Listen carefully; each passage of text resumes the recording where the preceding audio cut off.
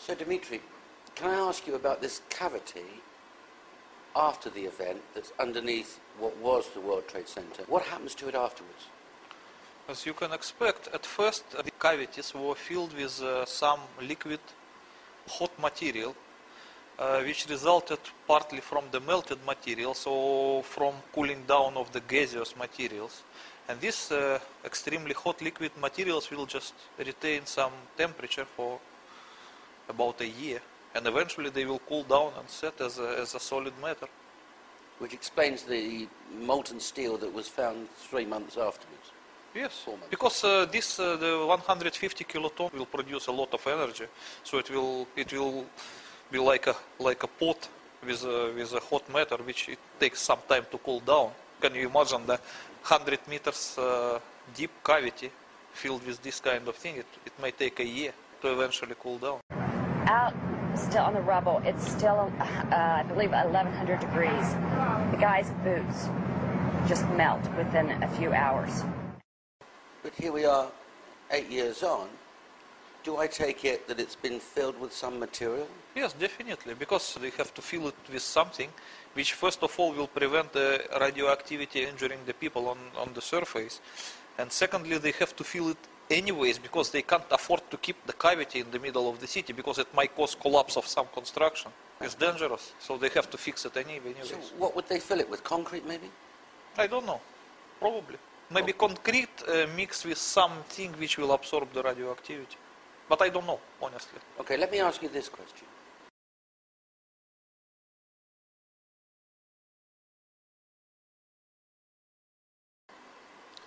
Let's say that some people might doubt your explanations Yes. for the collapse of the Twin Towers and your explanations for what's underneath them. If one were to drill a borehole through Yes. to the external bottom part of the cavity, Yes. what would one find? They would find the former materials that were firstly gaseous, then liquid, and then become solid, and it will resemble a kind of volcanic glass. The volcanic glass? Yes. Okay, and if that... Because you have to understand one thing.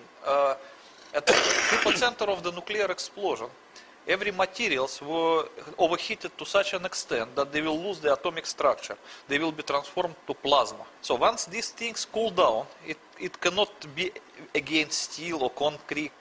It will be just volcanic glass. Universal matter mixed with everything. Right, but anybody extracting from such a borehole that volcanic glass Yes. and analysing it would find what? They would find that it is a volcanic glass. And it could only be produced in Manhattan. And the volcanic glass is a state of material which was formerly a plasma. Therefore, it could only, it proves... It's a unique material. Yes. Yes. So there could be no doubt as to what happened. Yes, of course. And besides of all, I think besides of that volcanic glass, there would be some materials which will retain the radioactivity. And that could be tested and the radioactivity identified. Of course. And then presumably it could be worked back. Because all those materials that were evaporated and transformed to plasma, they were set as a volcanic glass. But simply liquid materials, they can retain the atomic structure as well as radioactivity. Understood. So once you get to this kind of material, you can test it for radioactivity and you will understand what is this. Understand. Well, let's go back to your comfort zone and let's go back to talking about World Trade Center 1, 2 and 7 sites. Because you express very emotionally in the book how upset you are that a New York City police detective, John Walcott, became ill. Many friends of mine suggested that I should write this book a few years ago, but Yes. I was hesitating. It doesn't mean that I did not want to say the truth to the public, because whatever I knew about the September 11 and its perpetrators, I honestly reported to the American FBI, and they knew it long before I wrote this book. But they didn't take any action based on my information. They did not even try to arrest the real perpetrators. And eventually, when I found, it was accident. I just found the story of John Walcott somewhere in the internet.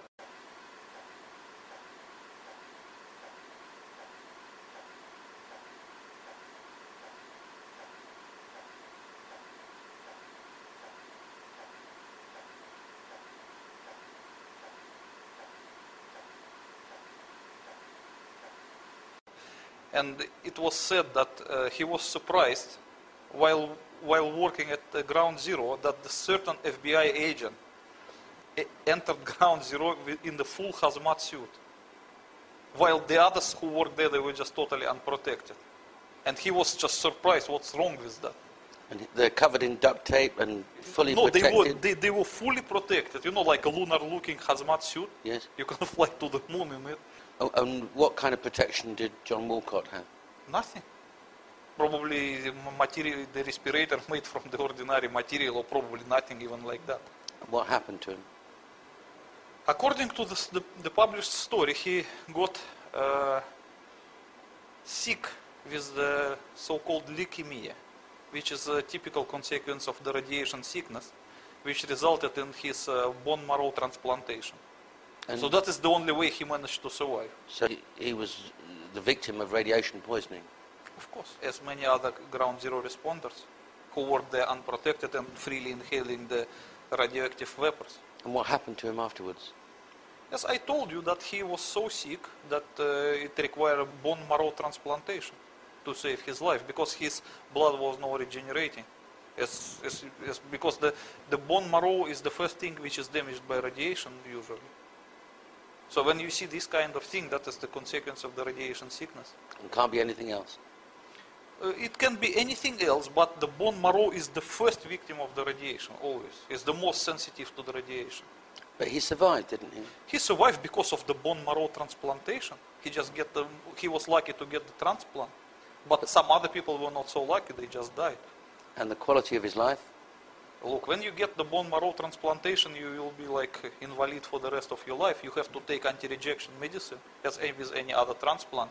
You have to, you have to cover your mouth not to accidentally get any infection, because your immune system virtually ceased to exist. And so he'd have to live in his own home but not go outside because of his immune system? Yes, as with any other transplant. Okay. It can't be called life, it's just like, So when we look existence. at those pictures from space of vapors coming out of the debris of WTC 1, 2 and 7... you mean yes. this, yes? Yeah. Yes. Ground Zero workers were inhaling those vapors. Yes. So why haven't we seen a story in the New York Times that 10,000 workers are all dead? What happened to them, and how would that be suppressed?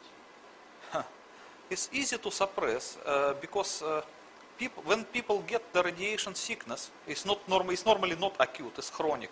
It will be apparent in the year or two, and it can reveal itself differently.